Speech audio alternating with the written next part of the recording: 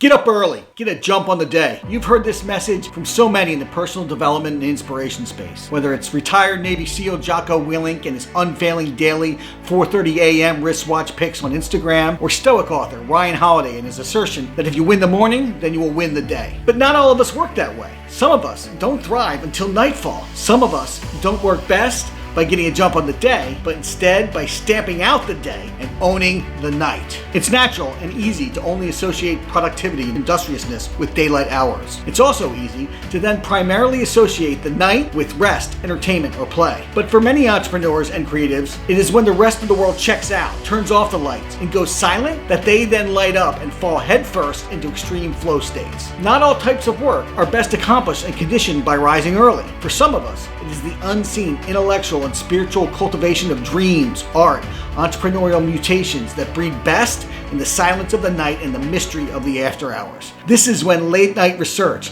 uninterrupted reflection, and deep planning can flourish without the tyranny of time-boxed distractions, boisterous bustle, and scheduled stress. It is when the house is quiet, my wife has gone to bed, and the distillation of the day's chaos simmers that I can best transition into the flow of creative work. It is in the hearing of the wind and the raindrops, without the obfuscation of the traffic outside or the contextual chatter inside, that my next best steps in a business pursuit emerge most clear in my mind. It is when I have no meeting or appointment creeping up on me, no incoming text needing my attention, and no office noise around me that I can connect the right dots in the constructs of my vision casting. It is then also that I can hear the clarity of my consciousness informing me how to best stitch back together pieces of my being that have become frayed. It is in the late night silence that my spiritual core is revitalized, allowing it to then lead the physical machinations of the next day that I embrace, rather than my spiritual core bending as a docile slave to the whims of the external physical demands that will surround me,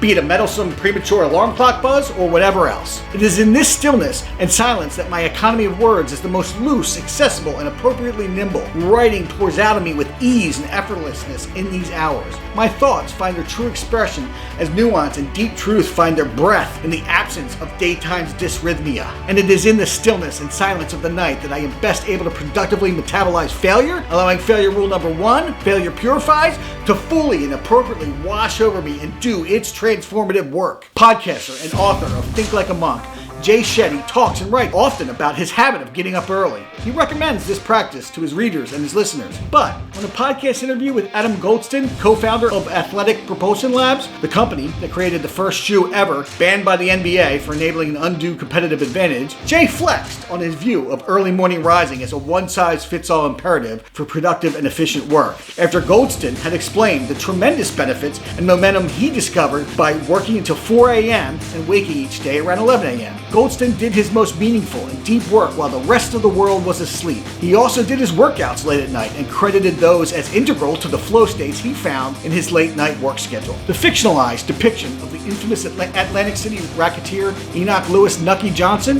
and HBO's Boardwalk Empire characterizes a high-powered, ambitious man, albeit criminal, who famously didn't keep normal hours. Instead, Nucky is shown to sleep in until late morning so he can begin his day fully rested and hard charging by noon. For Nucky, much like it does for me, the sunset hours brought an indistinguishable meshing of work and pleasure. I must always have a fine cigar and a choice alcoholic elixir by my side as I do my evening work. Winston Churchill was also famously understood to have been a master integrator of evening work and companion nighttime vices. He divided his day into 2 work shifts, one preceding his 4 p.m. nap and comprised of typical daytime meetings, hustle and bustle, and the second shift that ran from 8 p.m. until midnight, after dinner and drinks, in which the ideas that formed his speeches, characterized his resolutions, and mobilized his impact were born with a whiskey and a cigar by his side. So, if you function best in the morning, God bless you. Keep doing what you're doing. Take inspiration from great people like Jocko Willink and Ryan Holiday. But if you thrive best in the silence of the night, know that you are not alone, and keep doing what you're doing too.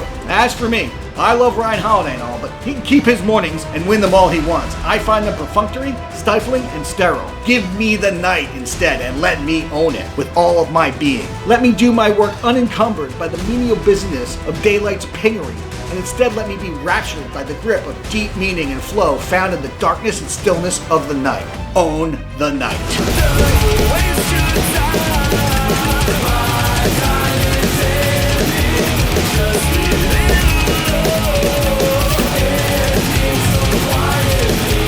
So refuge.